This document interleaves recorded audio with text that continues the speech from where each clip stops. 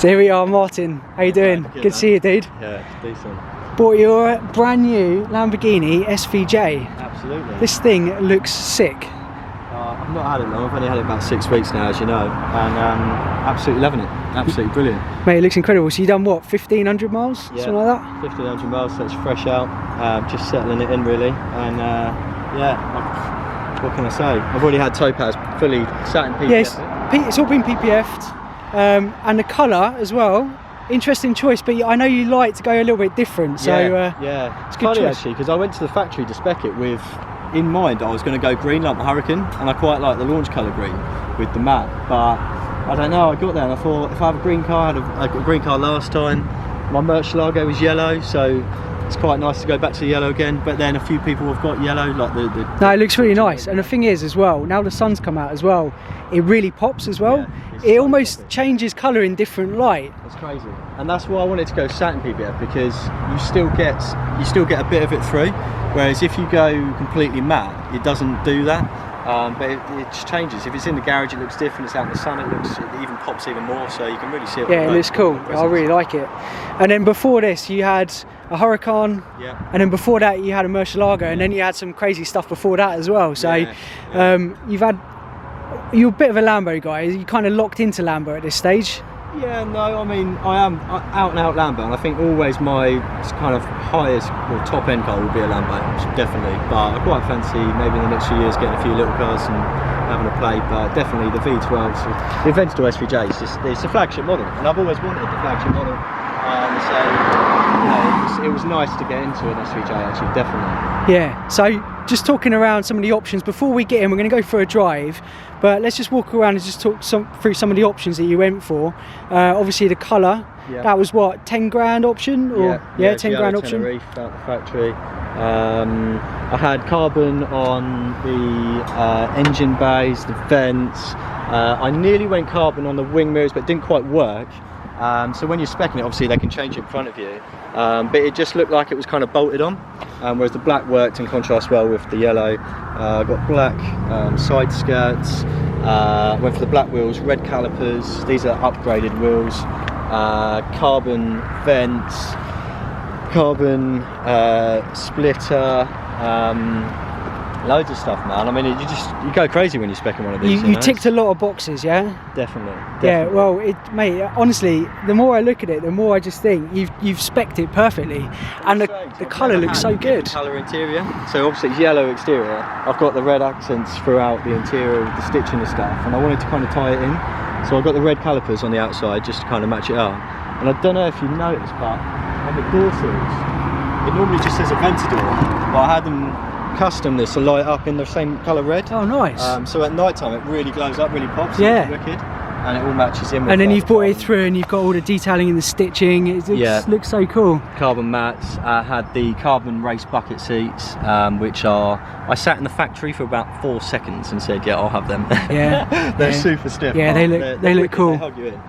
I saw someone with an SV with the same seats the other day, and he actually had a little pillow that he'd had made to go in the bottom. Really? There. Yeah, just what a baller! I know, just to save the bottom of his back. I thought it was quite funny. But they're really comfortable seats, though. To be fair, they're good actually. Yeah, it kind of takes a little bit getting used to it. And I'm not a very big guy, which is nice because I can kind of get them. But I think some people would struggle with them. They are solid, but it's a race car, so you know you've got to have the race seats. I was chatting to Liam the other day, and he's got the sports seats with all the comfort. And when he sat in here, he was like, oh man, he's such a big guy. And because he's quite tall and there's not much adjustment, and he was kind of sat and going, whoa, and he was kind of hunched over like that. So I'd never be able to drive like this.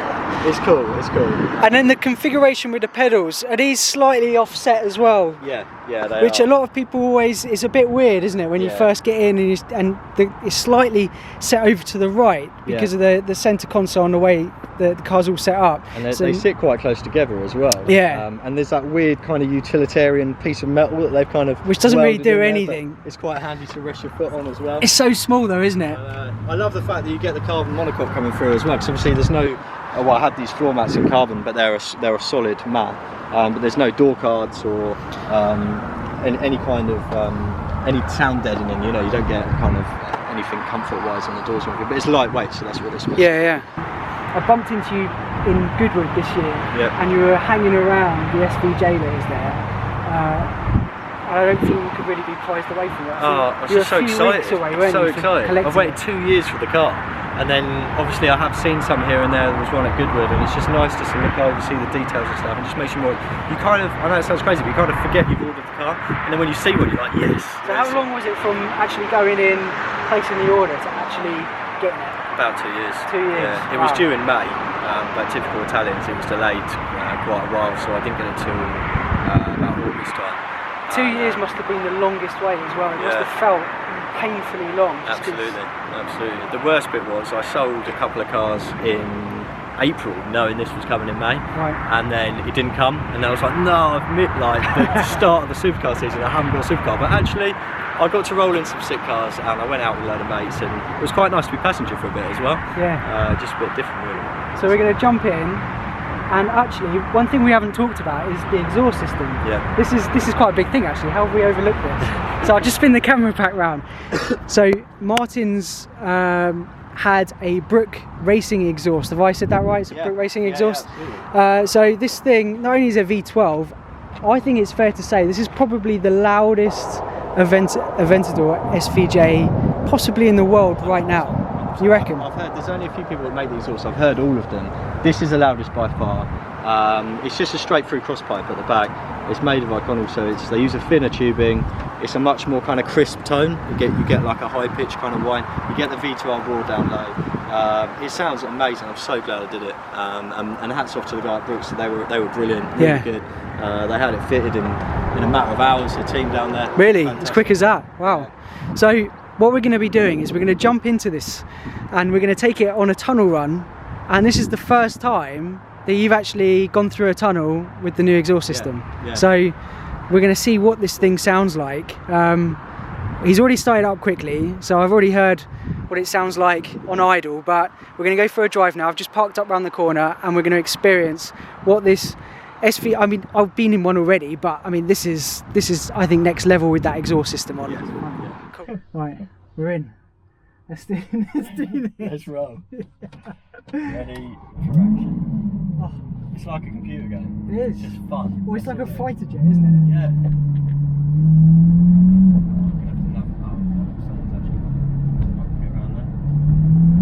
You can feel.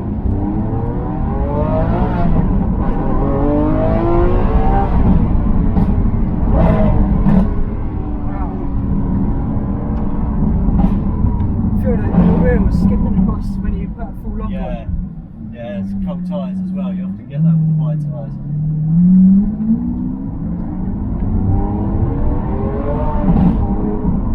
It just feels really raw as well. It's just, you know, It's just really planted. Typical Lamborghini gear shifts as well, really aggressive. I presume when you went up the strip it was in race, because that makes a total difference. Mate, it was bad. And that was Max Venturi driving as well. But when it's a race now, it actually jars you in the back a little bit.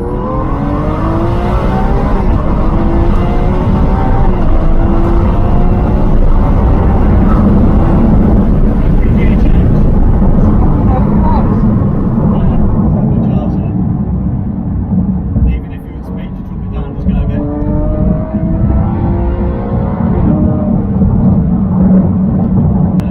I quite like it in sport because it's a single clutch. In race it's like bang, nice, really quick. But in sport it gives you just a slight delay. It's almost like they've made it like that. So you get that like whoa. Well, here we go. Yeah. Shave off a bit of speed. Window a little bit down.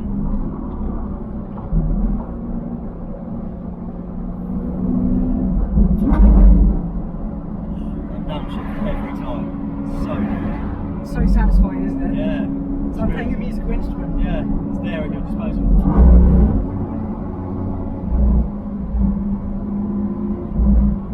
So we're in sports mode.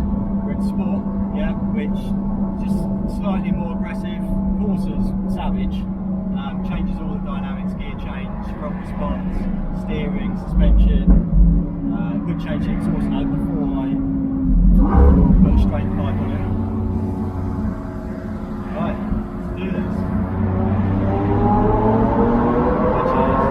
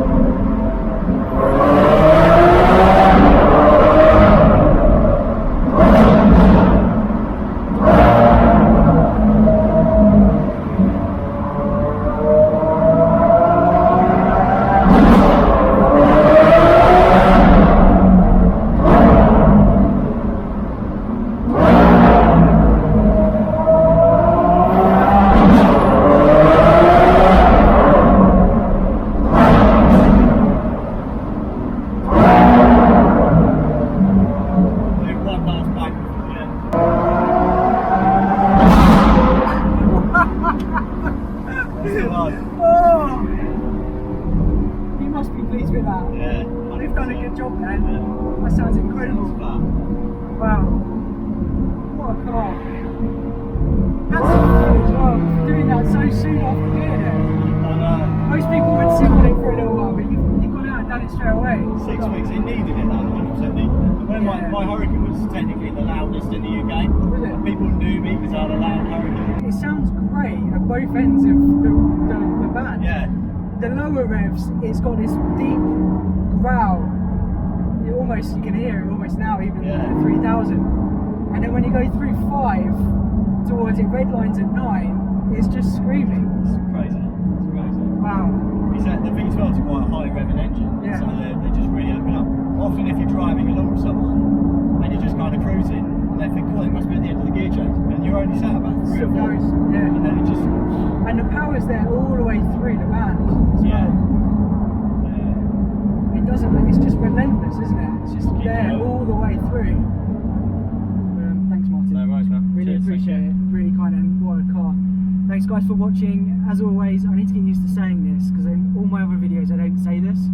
If you like the video, please like, comment and subscribe. You know what to do. It helps the channel. I'm trying to grow it. But thanks for watching, and there's more to come in the near future. Thanks guys.